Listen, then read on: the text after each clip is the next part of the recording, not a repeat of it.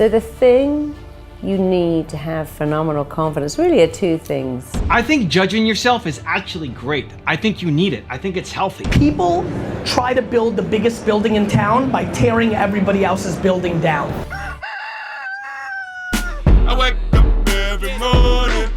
Espresso keep me going. I wake up every morning. Rise and shine, it's Entspresso time. Hey, it's Carmichael, and this channel is created to help you overcome the #1 challenge that is holding you back, a lack of belief in yourself. You watch these videos because you know there's something more inside you too. You have Michael Jordan level talent at something. So let's start your day off right together. Grab your coffee and sip on today's message from Marisa Peer. Also, if you want to have more self-love, check out my 254 series. They're free. The links to join are in the description below. Successful people do what they hate to get to where they want to be. It doesn't matter how talented you are, if you don't have self-belief, you're not going to get anywhere. Every baby on the world is born loaded with self-esteem. No baby, when they're being pushed down the street in their stroller, goes, oh, don't look at me, I'm having a bad hair day, or I've just been sick on my little romper suit, or I've got really fat legs. Babies' first experience on the planet is being looked at. When you're born, the doctor, the nurse, the midwife look at you. Family come to visit you. You get your picture taken, people show you off, and babies don't avert their eyes when you take their picture. When I used to push my little girl down the street, people would look in her pram and go, oh my God, she's so gorgeous. She never looked away, she kicked her little legs, she gave a big gummy smile, because she knew that she was gorgeous too.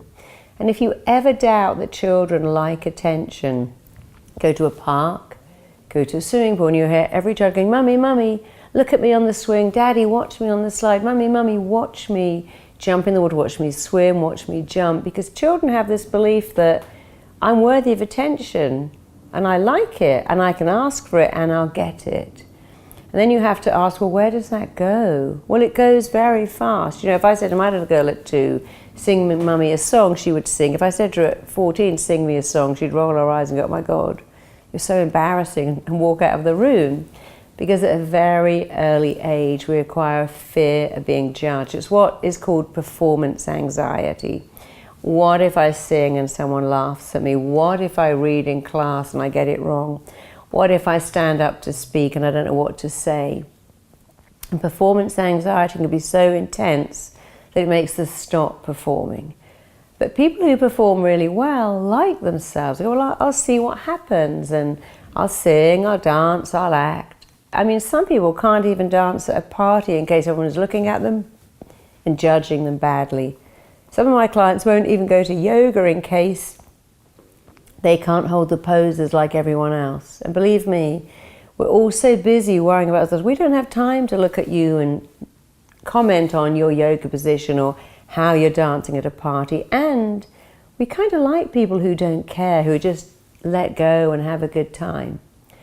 So the thing you need to have phenomenal confidence really are two things. Stop judging yourself and be nice to yourself. I think judging yourself is actually great. I think you need it. I think it's healthy. I think people should be harder on themselves. The problem is people can't handle being even a little bit harder on themselves because they're already at the point of being depressed or even suicidal.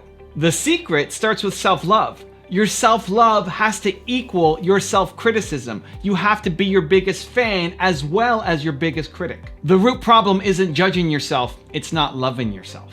One of the challenges I think of being human is we are social animals. We're social creatures. We rely on each other. We need each other. We want to belong. We want to be part of tribes. We want to do things together, right? We want to be around other people.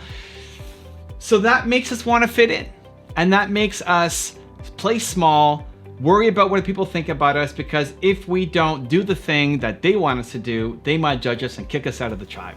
The good news is there's so many different tribes you can do now, right? There's so many different people that it may not be your friends that you have right now. It may not be your parents or your family or your community right now.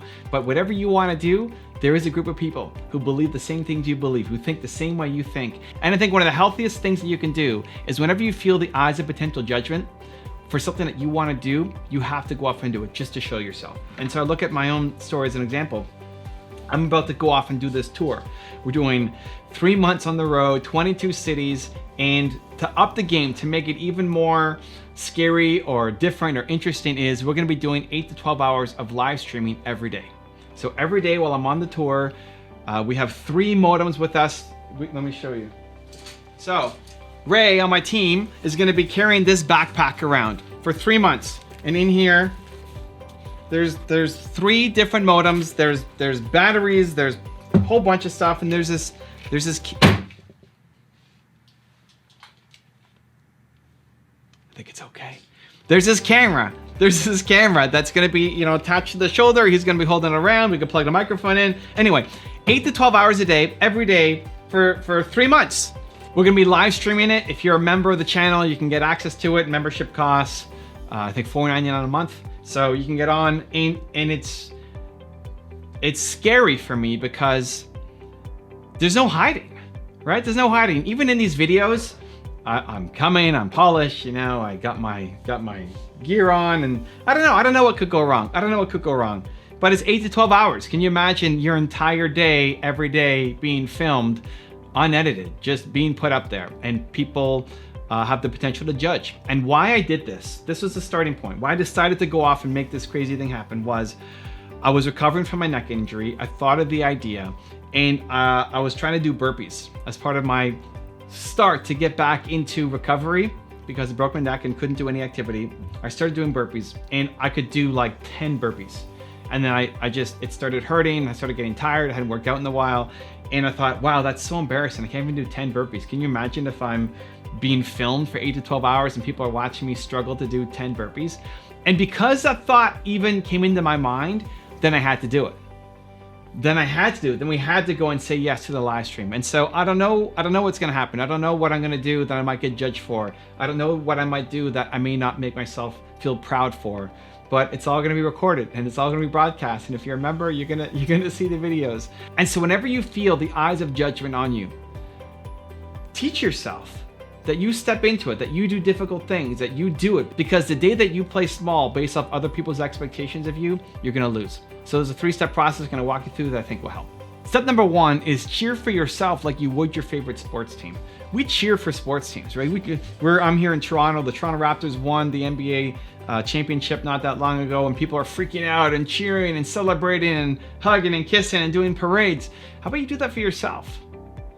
Why don't you cheer for yourself like you would cheer for the Raptors or your favorite basketball team or your favorite baseball or football or whatever team? Cheer for yourself that way. When was the last time you wanted to throw a parade for yourself? You do that, you even talk about that, and the world tries to clap you down, to say that person has such a big ego, right? And whether you make that public or not, at least in your head, you're telling yourself, I'm amazing. See that thing I just did? You know what I just did? That's amazing. Because when you love yourself like that, when you're willing to say, I deserve to have a parade I'm going to throw myself a parade right now. When you embody that, then you can go way harder on yourself.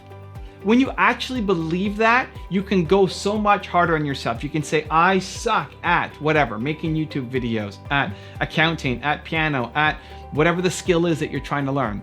You're okay saying you suck at it because it's based off a foundation of love. But if you don't have a foundation of love, then you can't handle just a little bit more criticism from anybody else. And so you need to learn to recognize when you did something amazing and cheer for yourself like you would your favorite sports team. Number 2 is you do difficult things. You start building self-love from doing difficult things. If all you did was easy things, you might post about it to Instagram and say, look at what I did, woo. But you don't love it. You don't feel great because you knew it was easy. You can win a race against 3-year-olds and yay, you won a medal, great. But you know that inside you don't feel great about yourself because it was easy. You don't get love by doing easy things. You get self-love by doing difficult things. And so look at the things ahead of you, the ideas that you have, what you want to become. It's going to be hard. It's going to be difficult. And anytime you hear yourself saying, well, it's too hard, it's too difficult, as the reason why you can't do it, that means it's go time again. It's go time. You have to do it because you do difficult things. And if you ever catch yourself saying it, it's go time, and you tell your friends and family around you to say, if you ever hear me say, it's hard or that's difficult, as the reason why I'm not going to do something, you need to call me out. You need to call me out on it and tell me. And when somebody does call you out on it, then you have to go off and do it. Because you know what? You do difficult things. You love difficult things because everything you want out of life is on the other side of difficult things. And step 3 is tie your self-worth to the effort, not the result. This is one of the biggest things. When you can learn to tie your self-worth to the effort that you are putting in, not the results you are getting, your entire life will change. People tie their self-worth to the results, to winning, to getting the award, to hitting 1 million subscribers, to getting the new book out, right? Just the result, the result, the result. When you tie your self-worth to a result, you only do things where you know you're gonna get a result, and therefore you play small for life. When you tie your self-worth to the effort, to the hard work that you're putting in, to being able to pat yourself on the back, even though you did not get a result, even though you sucked. Because you're going to suck at the beginning. Why do you expect to be great? You're not going to be great. You're going to suck at the beginning. That's okay. That's normal. That's being a human. Amazing. The people who win get up and keep going by tying your self-worth to the effort. Find something every day to pat yourself on the back and say, I'm glad that I tried that thing. You're gonna make a video, great. Your first one's gonna be terrible, post. You tried, amazing, next. Because if you woke up every day and you put your best effort in, you're gonna accomplish way, way, way, way, way more than if you just tie your self-worth to the results that you're trying to get. The problem isn't judgment. The problem is loving yourself. Apply those 3 things, you'll love yourself more, your life will change. Now I have a really special bonus clip that I think you're gonna enjoy. But before that, question of the day, I want to know, where can you cheer for yourself like you would your favorite sports team? Let me know down in the comments below. And if you made it this far and you're still watching, I wanna celebrate you. Give me a hashtag believe in the comments as well. I think the fundamental separation that I have is really predicated on 2 things. I have empathy, so I'm thinking about what you're thinking about. And number 2, I don't care about money in the short term. If you really actually understand what I just said on those 2 things, if you're actually consumer centric and you don't need money in the short term, you always look like a genius. I don't like people and I don't like companies and businesses that are ideological. Like, there's way too many enthusiasts here that would like to see this happen. I don't like anything to happen. I just want to try to figure out what I think is going to happen. And a lot of times that's put me in a place where people judged me and made fun of me until they didn't. All my friends made fun of me that I signed a K-Swiss sneaker deal because I had the audacity to think it would work, until it all sold out in 4 hours, and then they stopped laughing. And the reason it worked was because I understood where attention sat, right? And that's how I think about the world. When something works, you're a genius, and when it doesn't work, you're a fool. Success has unlimited fathers. Now everybody thinks they were involved. Like, Babin thinks he's the reason the K-Swiss sneakers sold, right? But failure has none, right? Yeah, I mean, look, but that's what makes it fun. If you're in a place where you're comfortable with accepting your losses, I'm proud to say up here that I've had a pivot, VaynerSmart, because the timing of IoT hasn't worked in the way that I thought it would. That's comfortable to me. It means you're watching the market. Yeah, to me that's comfortable. Like, I'm so sad that so many of you don't do things because you're worried about being judged. It makes me sad. Like, that sucks. You know? Like, to me, that's my loss. Like, what's that got to do with you? Like, I don't give a you think, Marco? You know, like I'm doing my thing. And so when you start getting comfortable with losing in the micro, well, then you can really start doing things. I don't want to be a charlatan or a motivational speaker, or, you know, those aren't interesting to me, but I'm also willing to people to judge me and misunderstand me because I know how this all plays out at the end. So you can boo me in the second quarter. I'll talk to you after the game. I do. Like, while everybody's debating, I'm doing it. And I'm willing to take micro losses for macro wins. And most people aren't, because they want short-term money, or they actually value other people's opinions over their own. I realize that I mean nothing, which then doesn't allow me to have the audacity to be cynical or skeptical.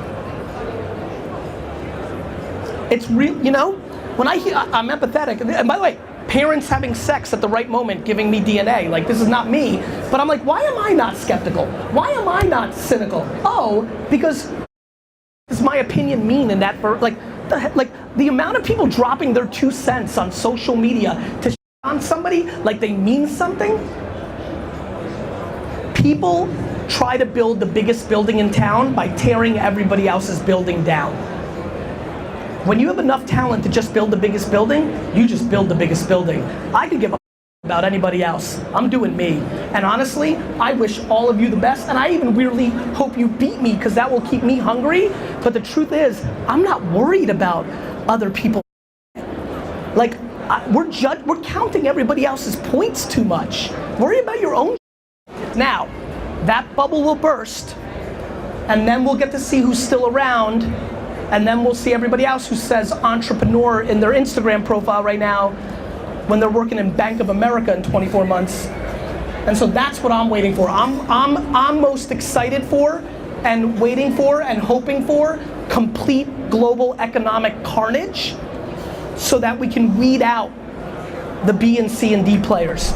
If you want to know how Marisa Peer takes control of her mind, check out the video right there next to me. I think you'll enjoy it.